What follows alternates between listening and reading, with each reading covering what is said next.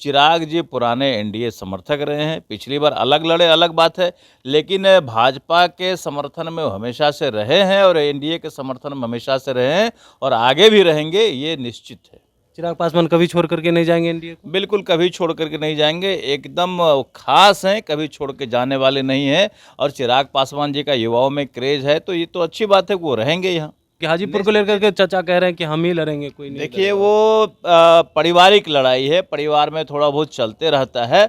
निश्चित रूप से चुनाव से पहले ये सारा खत्म हो जाएगा और शांतिपूर्ण तरीके से सब मिल करके एनडीए चुनाव लड़ेंगे और सारा 40 का 40 सीट हम लोग जीतेंगे। मुकेश सहनी जी भी एनडीए के पार्ट रहे हैं और एनडीए सरकार में उनको मंत्री बनने का मौका मिला, विधान परिषद बनने का मौका मिला, तो एनडीए का कहीं न कहीं उन पर एहसान है, तो इस चीज़ का ख्याल जरूर रखेंगे।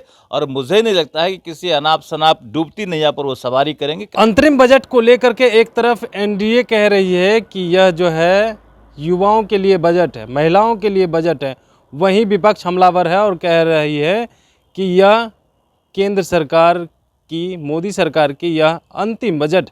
अब इसी पे बात करने के लिए हमारे साथ बीजेपी के विधायक हैं, बिहार सरकार के पूर्व मंत्री हैं नीरज बाबू जी।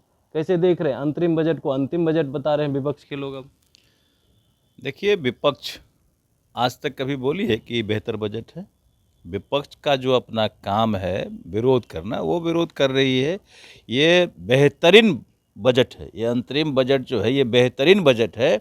और मुझे लगता है कि खास करके युवाओं का, महिलाओं का विशेष ध्यान दिया गया है। ये लोक कल्याणकारी बजट, देश को आगे बढ़ाने की गारंटी का बजट है। और ख़ास करके बिहार के लिए तो और विशेष रहा है कि 10,000 करोड़ सिर्फ रेलवे को दिया गया है। तो मुझे लगता है कि बिहार में रेल का जाल बिछेगा, काफ़ी सुविधाएं मिलेगी। और सबसे बड़ी बात है कि पर्यटन को विशेष ध्यान में रखते हुए माननीय प्रधानमंत्री जी भी काम कर रहे हैं। तो पर्यटन रोजगार का बहुत बड़ा साधन होता है। अगर पर्यटन डेवलप करेगा तो निश्चित रूप से बहुत सारे लोगों को रोज़गार मिलेगा। पर्यटक, देश नहीं दुनिया भर से पर्यटक आएंगे। जिस तरह से आपने देखा कि मालदीव का कांटा डाउन जा रहा है और हमारे लक्षद्वीप का किस तरह से प्रमोशन चल रहा है, तो मुझे लगता है कि दुनिया भर से अगर लक्षद्वीप में लोग आएंगे तो काफ़ी ये एक फ़ायदा होगा, युवाओं को रोज़गार मिलेगा, देश का नाम होगा। तो इसी हिसाब से मुझे लगता है कि काफ़ी बेहतरीन और कल्याणकारी बजट है। लोक लुभावन वाली बजट बता रही है। कोई लोक लुभावन की बात ही नहीं है। आपने अखबार भी देखा होगा, कहीं किसी ने नहीं लिखा कि ये लोक लुभावन है। ये कोई चुनावी बजट नहीं है। जनरल बजट जो आता है हर साल, उसी के तरह बजट है। सिर्फ और सिर्फ हम ये कह सकते हैं कि देश के आगे बढ़ने की गारंटी है, देश डेवलप करेगा इसकी गारंटी है, युवाओं को रोजगार मिलेगा इसकी गारंटी है। इसी तरह का ये बजट। बिल्कुल, आप लोग बजट को लेकर के चर्चा कर रहे हैं, दूसरी तरफ विपक्ष जो है अब चिराग पासवान को लेने के लिए स्वागत कर रही है और कह रही है कि नीतीश कुमार का विरोध कर रहे थे, अब जो है एनडीए छोड़ करके हम लोग के साथ आ जाएं। देखिए, विपक्ष के पास अब कोई मुद्दा नहीं रह गया है।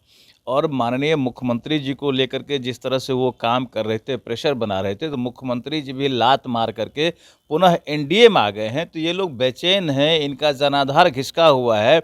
इनको लग रहा है कि लोकसभा में पिछली बार जिस तरह इनको 0 सीट मिला था, पुनः 0 सीट आरजेडी को मिलने वाला है। इसलिए ये लोग बेचैन हैं, परेशान हैं, तरह तरह का अनाप शनाप आरोप लगा रहे हैं, प्रलोभन दे रहे हैं। चिराग जी पुराने एनडीए समर्थक रहे हैं। पिछली बार अलग लड़े, अलग बात है, लेकिन भाजपा के समर्थन में वो हमेशा से रहे हैं और एनडीए के समर्थन में हमेशा से रहे हैं और आगे भी रहेंगे, ये निश्चित है। चिराग पासवान कभी छोड़ करके नहीं जाएंगे एनडीए को? बिल्कुल कभी छोड़ करके नहीं जाएंगे, एकदम खास हैं, कभी छोड़ के जाने वाले नहीं हैं। और चिराग पासवान जी का युवाओं में क्रेज है, तो ये तो अच्छी बात है कि वो रहेंगे यहाँ। चाचा भतीजा की लड़ाई को आप लोग शांत करेंगे? क्योंकि हाजीपुर को लेकर के चाचा कह रहे हैं कि हम ही लड़ेंगे, कोई नहीं देखिए, वो पारिवारिक लड़ाई है, परिवार में थोड़ा बहुत चलते रहता है। निश्चित रूप से चुनाव से पहले ये सारा खत्म हो जाएगा और शांतिपूर्ण तरीके से सब मिल करके एनडीए चुनाव लड़ेंगे और सारा 40 का 40 सीट हम लोग जीतेंगे। मुकेश सहनी को लेकर के किस रूप में आप देख रहे हैं? क्योंकि मुकेश सहनी अलग मोर्चा खोले हुए हैं, अभी तक तो वो किसी गठबंधन में नहीं है। देखिए, मुकेश सहनी जी भी एनडीए के पार्ट रहे हैं और एनडीए सरकार में उनको मंत्री बनने का मौका मिला, विधान परिषद बनने का मौका मिला। तो एनडीए का कहीं न कहीं उन पर एहसान है, तो इस चीज़ का ख्याल जरूर रखेंगे। और मुझे नहीं लगता है कि किसी अनाप शनाप डूबती नैया पर वो सवारी करेंगे। काहे कि जो इंडी गठबंधन है ये पूरी तरह डूबती नैया है, फटा हुआ नाव है, कभी भी डूब जाएगा। तो कोई भी समझदार व्यक्ति डूबती नैया पर सवारी नहीं करती। बिल्कुल। तो सुन रहे थे क्या कुछ कह रहे थे बिहार सरकार के पूर्व मंत्री और बीजेपी विधायक नीरज बबलू। इनका कहना है कि देखिए इंडी गठबंधन जो है वो डूबती नैया है और उस डूबती नैया में कौन सवार करना चाहेगा, क्योंकि नाव फटी हुई है तो कोई भी सवार करने के लिए तैयार नहीं होगा। मुकेश सहनी भी एनडीए गठबंधन के पुराने साथी रहे हैं और जब इसमें थे तभी जो है वो मंत्री भी बन पाए थे। कमलेश कुमार, लाइव बिहार, पटना।